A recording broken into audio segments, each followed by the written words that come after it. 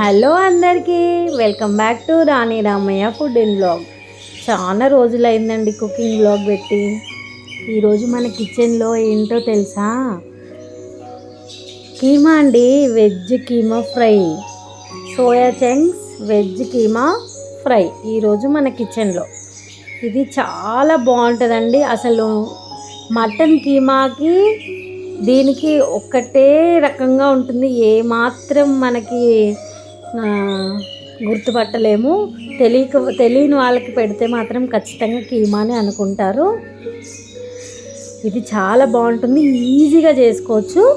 ముందుగా దీన్ని కట్ చేసి కుక్కర్లో వేసుకోవాలి. మీరు గిన్నెలో, మూకుడులో, గిన్నెలో, కడాయిలో ఎందులోనన్నా వండుకోవచ్చు, చాలా బాగుంటుంది. దీన్ని ఫస్ట్ అయితే నేను కుక్కర్లో వేస్తున్నా. ట్యాప్ కింద ఒకసారి కడుగుతున్నా, ఏమైనా డస్ట్ ఉంటే పోతుందని. ఒక్కసారి కడుక్కోవాలి, ఎక్కువ కడగొద్దు. నాకైతే ఏం డస్ట్ ఉన్నట్టు అనిపించలేదు. నేను ఒక్కసారి వాష్ చేసుకొని ఫిల్టర్ వాటర్ వేసి 1 టీ స్పూన్ సాల్ట్ వేసి స్టవ్ ముట్టించి ఒక 5 నిమిషాలు ఆ వాటర్ వేడయ్యేంత వరకు స్టవ్ మీద పెట్టిన. మస్తు టేస్ట్ ఉంటుందండి ఇది. చపాతీకి, మన పుల్కాకి, పరోటాకి, బగారన్నంకి, వైట్ రైస్కి అన్నిటికీ బాగుంటుంది ఇది. నిజంగా చెప్తున్నా, తెలియని వాళ్ళకి ఇది పెడితే ఖచ్చితంగా మటన్ కీమానే అనుకుంటారు, అంత టేస్ట్ ఉంటుంది.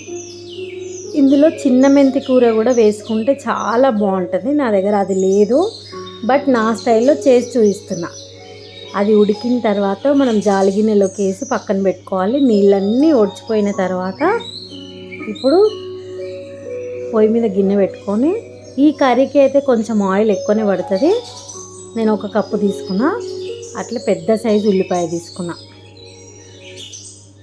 ఉల్లిపాయ గోల్డెన్ బ్రౌన్ కలర్ వచ్చేంత వరకు వేయించుకొని, పచ్చిమిరపకాయలు, కొత్తిమీర, మనం కట్ చేసి పెట్టుకున్న టమాటా ముక్కలు వేసి మంచిగా ఫ్రై చేసుకోవాలి. చాలా బాగుంటుందండి, నిజంగా చెప్తున్నా. మీరు ట్రై చేయండి. మీకు నచ్చినట్టయితే లైక్ చేయండి, షేర్ చేయండి, సబ్స్క్రైబ్ చేయండి. మన రాణి రామయ్య యూట్యూబ్ ఛానల్. మీకు ఏది కావాలన్నా నన్ను అడగండి, నేను చేసి చూపిస్తా. మనకు ఈ టమాటో, ఆనియన్స్ త్వరగా వేగడానికి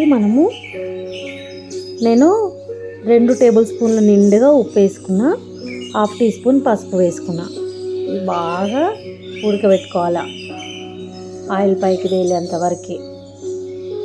ఇప్పుడు ఏదైతే సోయా చంక్స్ ఉన్నాయో మనం వాటిని శుభ్రంగా కడిగి నీళ్ళు వడగట్టి పెట్టుకున్నాం కదా, అది మెల్లిమెల్లిగా గిన్నెలోకి వేసి మంచిగా కలుపుకోవాలి. మన టమాటోలు, ఉల్లిపాయ, కొత్తిమీర, ఆనియన్స్, నూనె అంతా కలిసేలా కలుపుకోవాలి.